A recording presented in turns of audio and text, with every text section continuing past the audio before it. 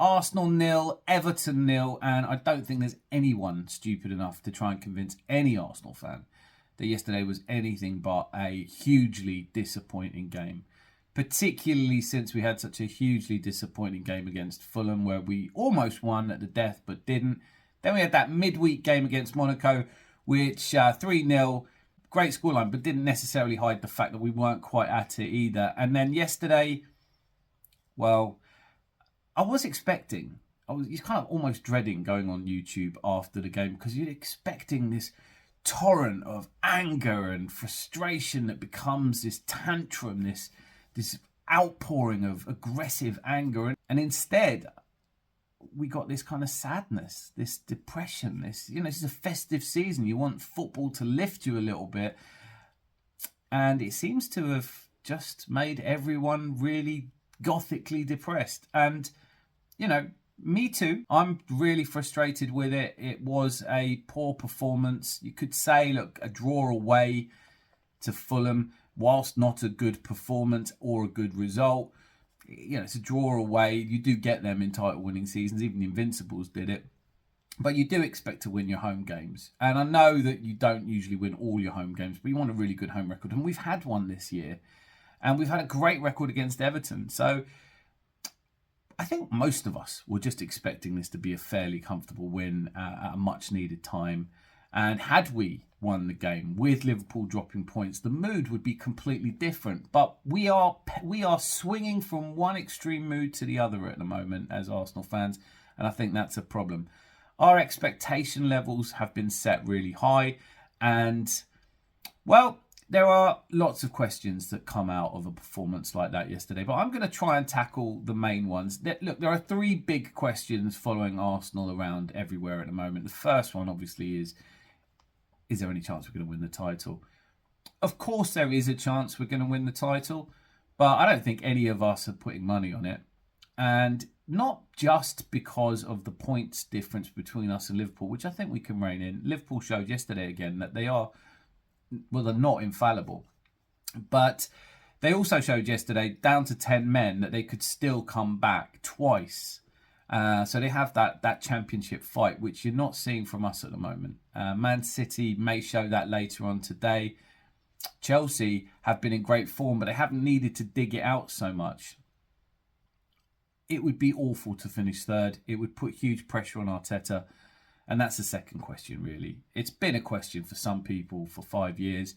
For others of us who've noted progress, always felt that whilst the manager is showing progress, that you stick by him. But are we starting to see backward steps being taken?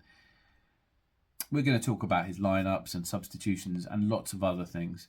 The final question is also, I think if you put these three questions to a poll, most people just think they're really obvious. Do we need a striker? Do we?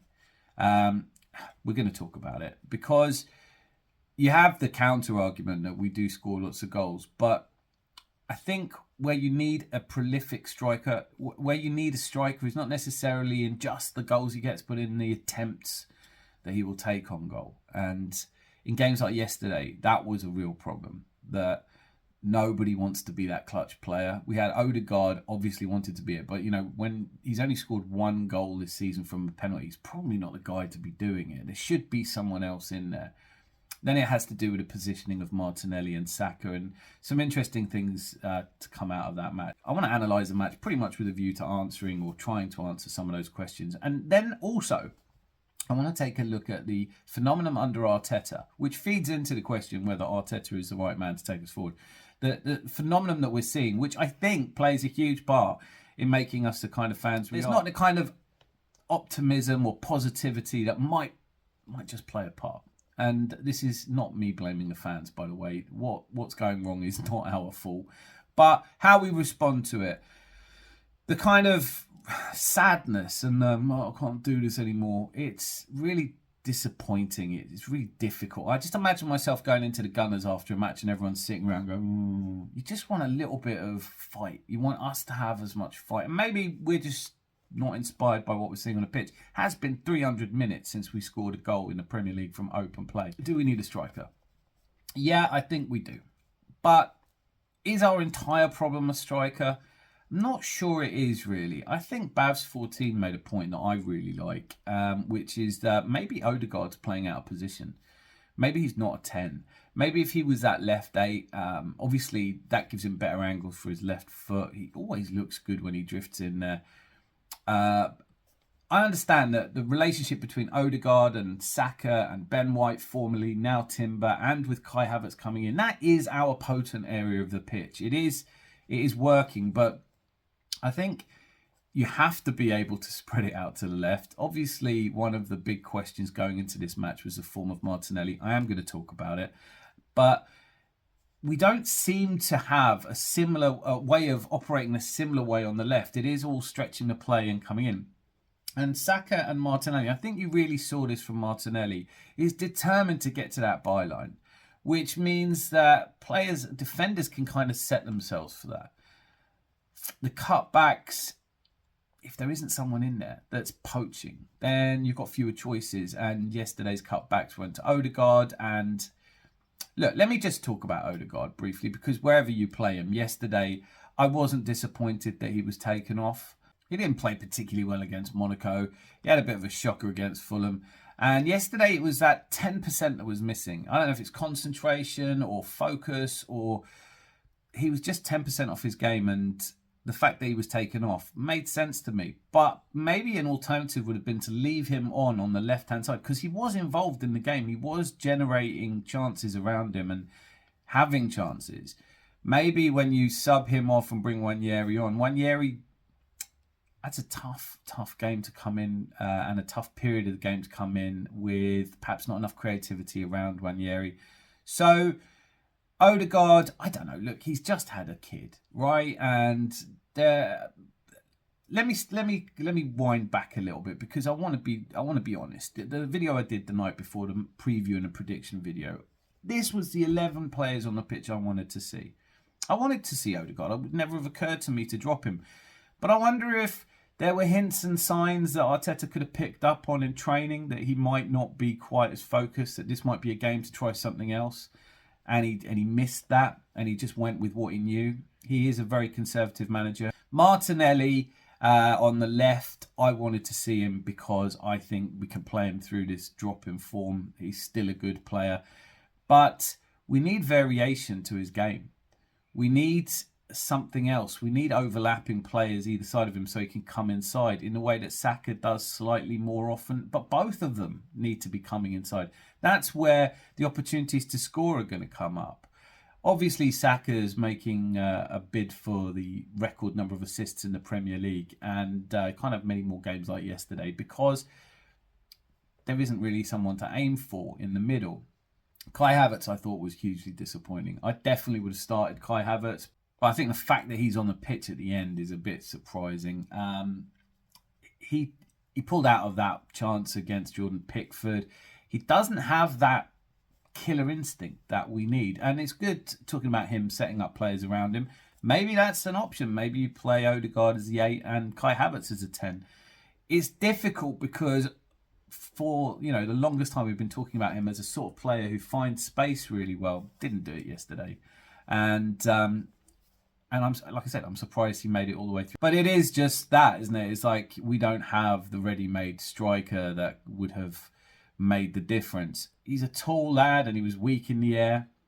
It just was disappointing all round. Then there's Mikel Merino, which I'm surprised how quickly fans seem to be getting onto him now, really, and saying he ain't the one. It wasn't the most exciting signing, but saw him at the Euros. That's the only time I'd really seen him. He's got that great header against Germany. Don't know if we've bought that player. It is a bit like when we signed John Jensen, because he scored that fantastic goal against Germany in '92, and then just nah. But I don't think Mikel. I'm definitely not ready to call Mikel Merino a dud yet. But yesterday, pretty much all I did know about him was the Euros and that he was a dual winner, and so that didn't happen. So this is a question of, we had 4 or 5 key players that were just not sharp enough and not ready. I think really it's Saka looked good, and he's gotten a lot of credit. Maybe he's the only player outside of the back 5 that I would give any credit to. I thought Jurrien Timber looked a little bit less than usual, but I don't think it was his fault we were lacklustre. There's far too many occasions, and God, we're all bored of saying this, but there are far too many occasions where we look for the safe pass instead of the exciting pass.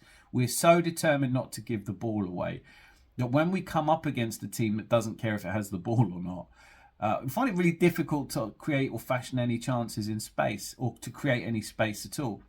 That's something we need to look at. I don't think there's anything wrong with giving the ball away occasionally to a team like that, right? I mean, if Everton don't want to do anything with it, if they are going to occasionally bomb forward, it leaves a little space for us. It leaves a little opportunity. And we have a player like Martinelli that would thrive in that situation, you would hope. Although on yesterday, I'm not sure. Then there's Trossard, who I think actually... there was a really key moment where Trossard had just come on, where instead of cutting to the byline, he put the ball in quickly. And then it's frustrating Kai Havertz can't get his nut on it, because those early crosses, what we used to get from Kieran Tierney, overlapping players, don't have to get to the byline and cut it back when the angle for a shot's completely gone. And there isn't really anyone there that's desperately waiting for a shot. So I thought Trossard probably looked as good in his few minutes on the pitch as Martinelli did, but he was frustrating. And then I think he's better inside as well. So this determination to hold the width with wingers creates fewer chances against a solid defending team. You want to stretch the pitch. I understand that, but could Miles Lewis-Skelly have... He's not really an overlapping player. I saw Kieran Tierney running into... Do you know what? Kieran Tierney, I saw him running along the touchline and I thought, oh, wow. Is something happened? Is he getting... And then he realised he was just running to get into the dressing room early, probably have a cup of tea, maybe a beer, I don't know. Kieran Tierney is definitely benefiting from not being played, because the more you don't play him, the better he looks. So yesterday's lineup might have been good, but when it wasn't working, we didn't change anything really from the way we were playing. We just changed it. We just changed the personnel, and we didn't really see a dramatic change. If anything, it got slightly worse. Jorginho was an odd one to bring in, if I'm honest. I don't know, Thomas Partey coming back in at right back and switching Timber over. Do you need 4 defenders against Everton? Is that part of the problem?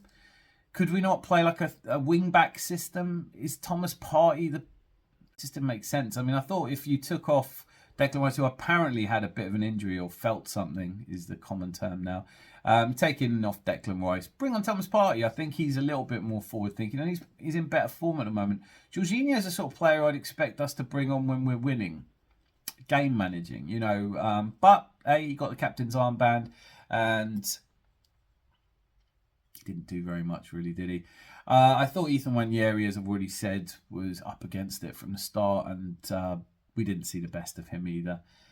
Reminds us really how young he is in times like that. And then Gabby Jesus, which, you know, let's face it, to the question, do we need a striker? We definitely do, because Gabby Jesus isn't one anymore.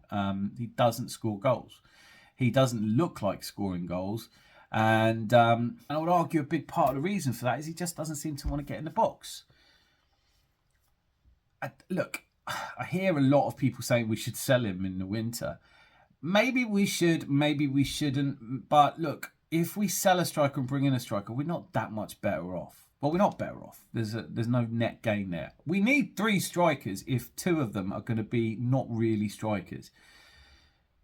I don't know if we could do this in January. I think it's just we're all going to start having to accept that we may have underperformed in the summer transfer window where it mattered most. And this season has been hampered by injuries and red cards and all kinds of things, but it also, to some degree, let's all be honest, it has been hampered by the summer transfer window, which was...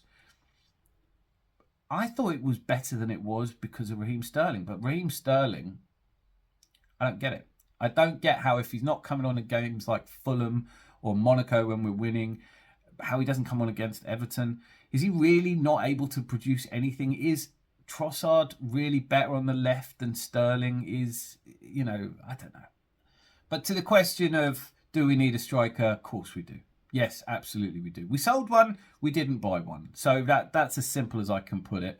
And Kai Havertz, in a couple of moments yesterday, really defined why I don't think he's ever going to be a hugely prolific striker. And that's not to say I don't want him in the team. I do like Kai Havertz.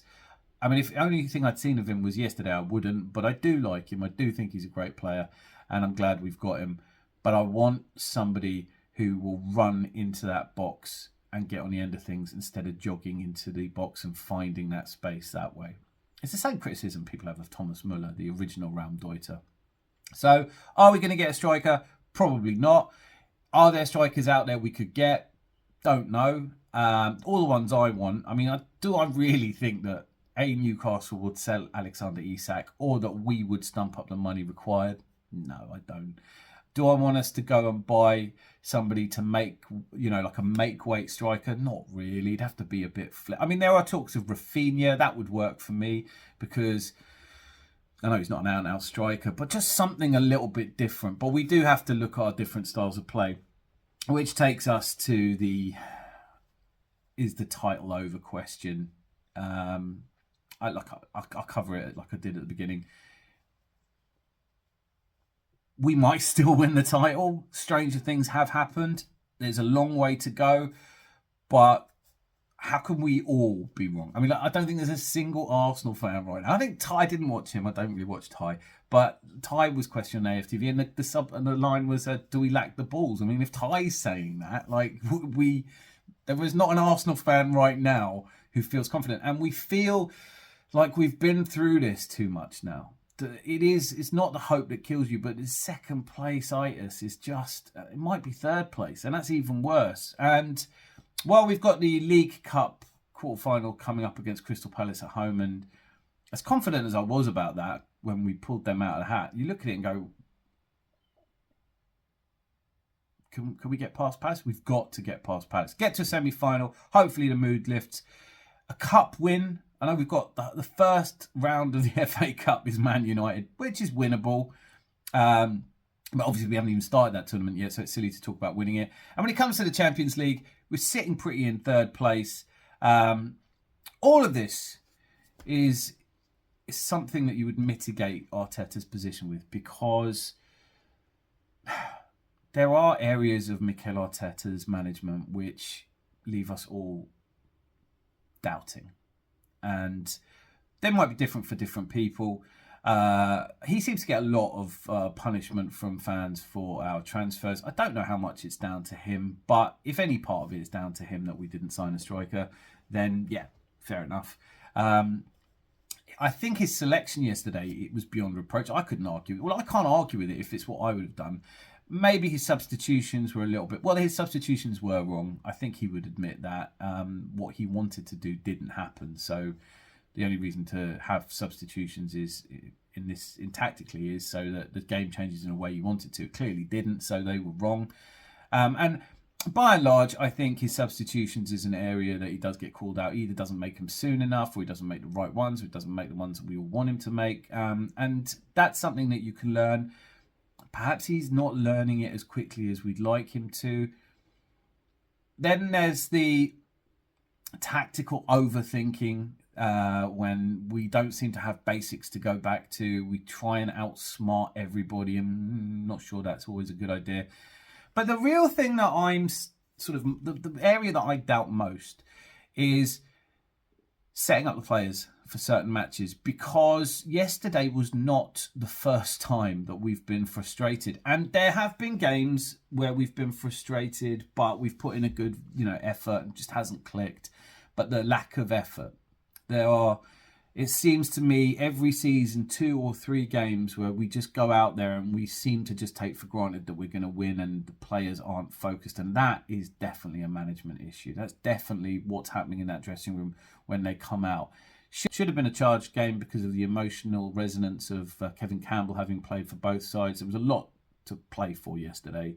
The league on its own should get players up for it. And yesterday we watched a team that did not look like they were fighting for the league. They were almost kind of like, we'll win the next one, or we don't have to do it all now. We need urgency. Urgency is the word that is missing from some of these games.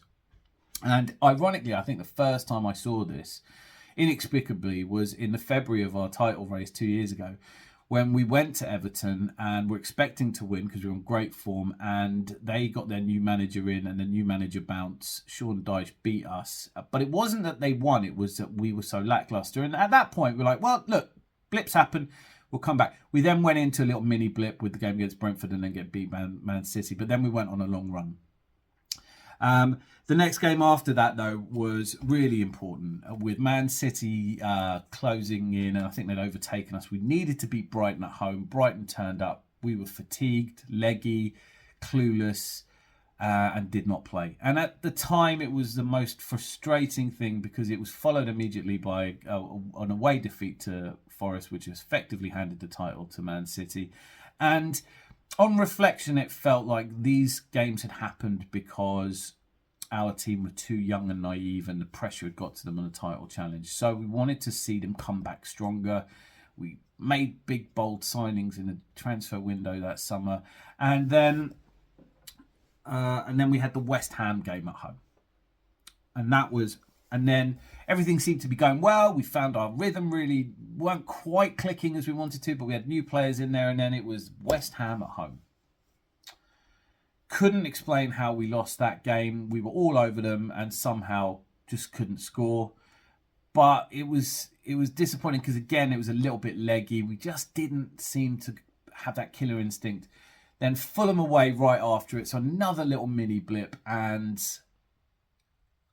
all bets were off. Title was gone. Everything had been derailed. The team seemed to have been rewarded after the FA Cup defeat by Liverpool with a trip away, a jolly to Dubai. But they came back from great guns, and you could almost convince yourself that this turning up and not giving it your best, this kind of lackluster, lethargic approach from Arsenal was gone forever. And then Villa at home. And that was another really, really hard result to take because, again, there's lack of passion, lack of pride for the badge, lack of fight tooth and nail to win it. And again, all of these things are the motivation of the players. It's one of the key areas that you expect from a manager, to send them out there running through walls. Get these players fired up as you possibly can. And ultimately, a lot of people put that Villa game down to the game that cost us the title. It was our only home defeat of the year, and it was bitterly difficult to take. This season, you would have been mad not to be a little worried that these games would pop up, but I'm a hopeless optimist, and I thought, you know what, as we grow, as the team gets better and has suffered now 2 seasons where we've come close and not won it, there's enough at stake. They will never leave anything out there again. And then, we got the Bournemouth game. Okay, Saliba getting sent off, goal, man down, etc. However, Liverpool kind of showed yesterday that you can still play with 10 men. And if you can't be champions. If you're going to give up because you're a man down and just try and defend and then have nothing about you going forward. Bournemouth was disappointing. I didn't see that urgency again. And then, as if that wasn't bad enough, we lost to Newcastle, which, okay, we lost to Newcastle last year, but it was hugely controversial, and I did see fight. Maybe not as much fight as we saw from Bruno Guimaraes, but, who wants that? Shithouse. Then you start thinking, that's the platform that the fans are building on. That's where this disappointment comes from. That's where we need to see our players giving everything for a title challenge, or we all know we're not going to win it. And then, of course, yesterday. And yesterday, first half looked good, as I mentioned, with Odegaard off sorts a little bit, but wasn't really the passion that we needed. So that's my big thing. That's my area. That's my real question around Arteta. Can he get them out there every game fired up, running through walls? And is one of the reasons he can't that, like everyone knows, he doesn't trust the bench. So no one's worried. In a really great side, if you have a bad performance like that, whoever you are, however good you are, you're worried that the person who comes in is going to be fighting for that place and you might not get it back. We're close to that, maybe. Maybe there's glimpses of that, but it's not there. Odegaard gets taken off. He knows he's going to be starting the next match. Kai Havertz knows he's going to be starting the next match. Martinelli might not do, but if he doesn't start the next match, Trossard's going to be asked to play in a position that's not quite right for him, and probably keep balancing between the two unless we can go and get a left winger that'll really change things. Or maybe give Sterling a chance. So on reflection, the deep disappointment we all understand. The title probably is away. We do need a striker. And maybe Arteta, if he doesn't learn how to get teams fully fired up, maybe he's not the man to do the job. And whatever happens, though, however determined you are to share your belief that Arteta needs to be sacked, keep it to yourself, because he's not going anywhere at least until the end of the season. Let's reevaluate at the end of the season. Nobody out there is coming in and winning the title for us as a manager. All right, that's not happening. The players, I feel like they still believe in him. The board still believe in him. And I think most fans are happy enough to give Arteta a bit longer. After all, we're doing well in the Champions League. We could win the League Cup. I know there's a few of you out there that just want some form of silverware. And maybe the League Cup is the way to start off a new era at Arsenal. But let me know your thoughts in the comments. Obviously, I'm going to watch the Brighton Crystal Palace sort of derby, isn't it? But come on, Brighton. I married a Brighton family. I do love them. Although I am increasingly worried they might overtake us. Isn't that ridiculous? And then obviously later on, Manchester derby.